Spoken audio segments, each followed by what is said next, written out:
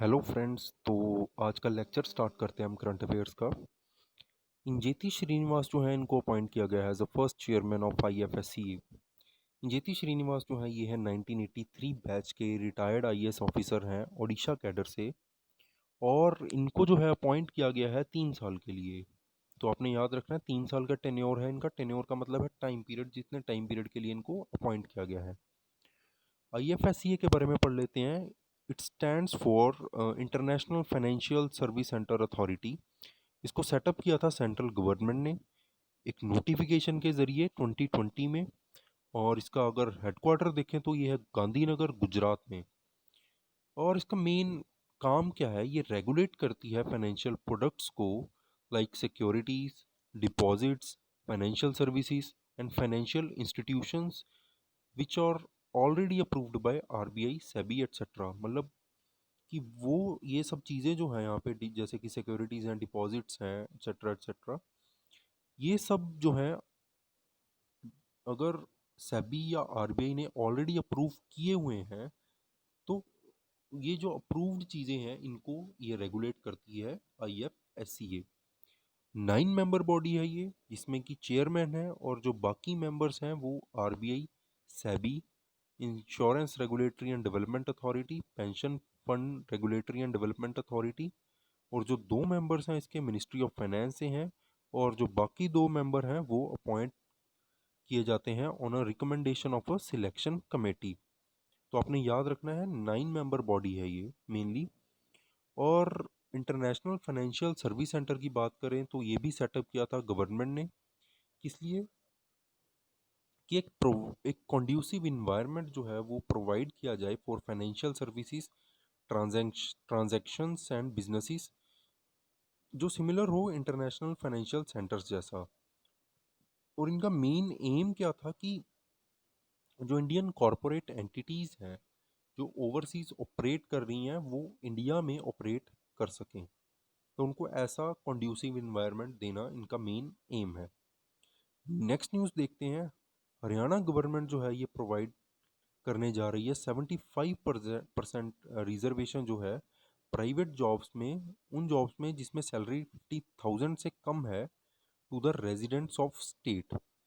Clear. Haryana जो है, और ये पहली स्टेट नहीं है ऐसा करने वाली, आंध्र प्रदेश ने भी सिमिलर स्कीम जो है इंट्रोड्यूस की थी। और रीज़न क्या है कि हरियाणा को ये स्टेप लेना पड़ा? हरियाणा का जो अनएम्प्लॉयमेंट रेट है वो अगर 2020 का डेटा देखें हम, जून 2020 का, तो ये है 33.6%। तो जो हरियाणा स्पेसिफिक जॉब्स की प्रिपरेशन कर रहा है या फिर हरियाणा का कोई कम्पिटिटिव एग्ज़ाम देना है किसी ने, तो नंबर याद रखना 33.6% जो है ये लेटेस्ट अनएम्प्लॉयमेंट रेट जो है उसका डेटा है ये जून का 33.6%।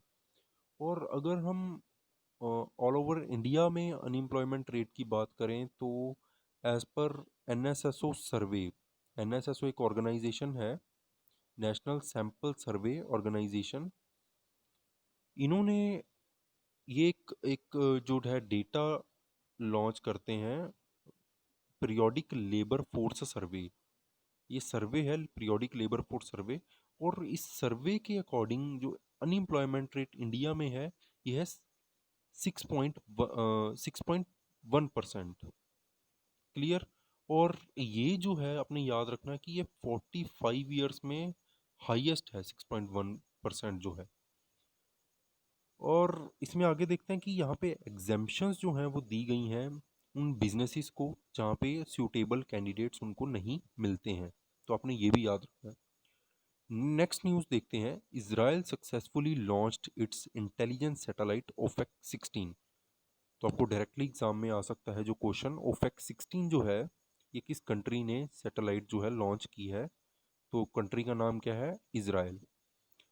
लॉन्च कहाँ से की गई है? Central Israel's Palmachim airbase. और ये लो अर्थ ऑर्बिट में जो है लॉन्च की गई है। अब know what is low earth orbit? Low earth orbit क्या है?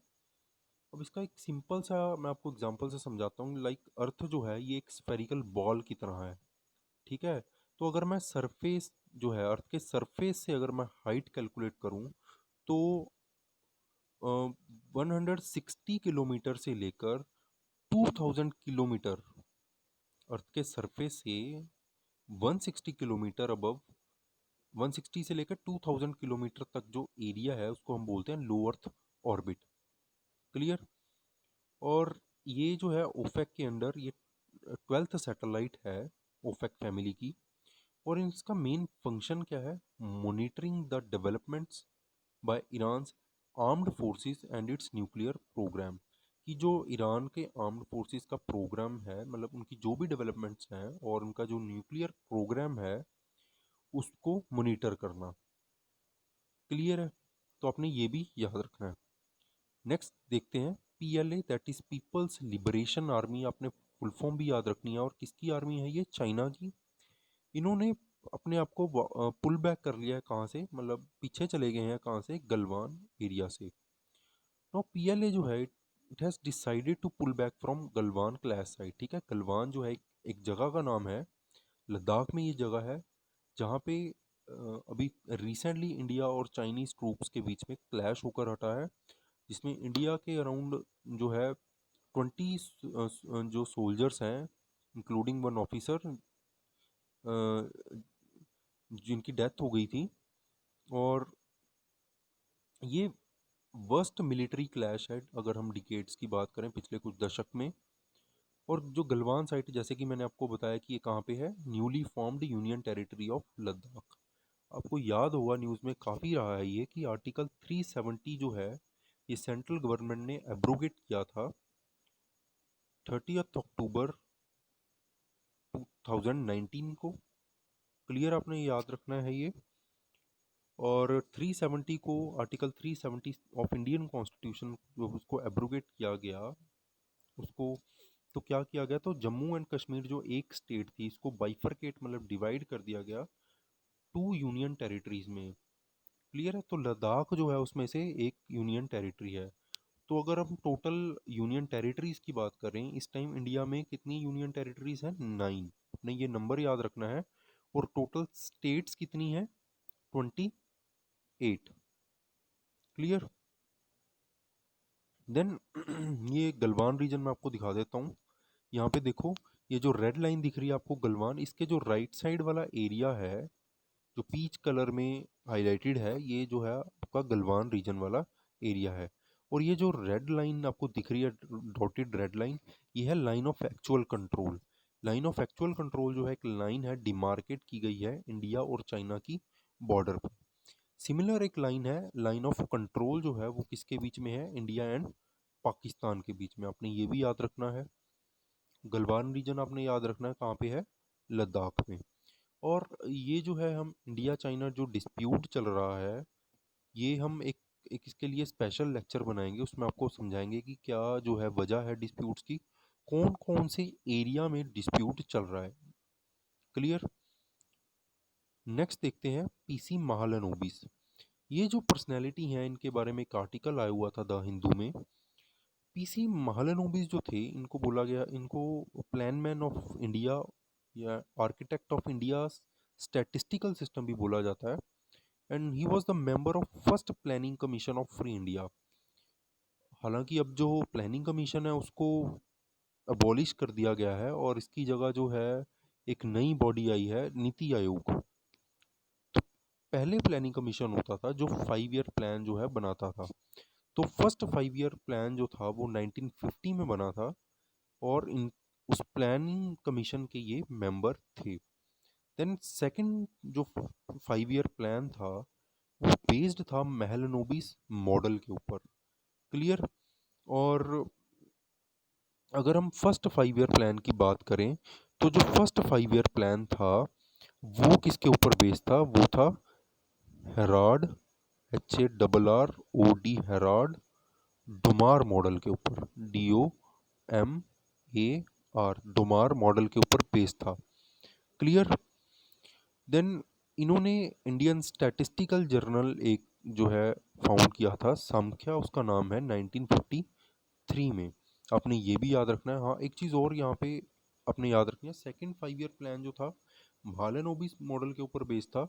और जिसमें इन्होंने इनकरेज किया था कि इसको डेवलपमेंट ऑफ हैवी इंडस्ट्रीज़ को, हैवी इंडस्ट्री जो थी उसको डेवलपमेंट के लिए इनकरेज किया, और इसको नेहरू महालनोबिस मॉडल भी बोला जाता है। और एक चीज़ और याद रखनी है आपने कि जो फर्स्ट 5 ईयर प्लान जो था वो किसके ऊपर बेस्ड था, एग्रीकल्चर डेवलपमेंट के ऊपर, सेकंड जो है हैवी इंडस्ट्रीज़ के ऊपर था। देन ही देन जो नेशनल स्टैटिस्टिकल डे है वो सेलिब्रेट किया जाता है on the birth anniversary of PC Mahalanobis, कब 29 जून को हर साल। क्लियर है? तो आज का ये लेक्चर था। नेक्स्ट लेक्चर आपको कल मिलेगा बाय आफ्टरनून, और आपकी जो भी क्वेरीज होंगी आप जो है हमें पोस्ट करके बता सकते हैं। Thank you very much.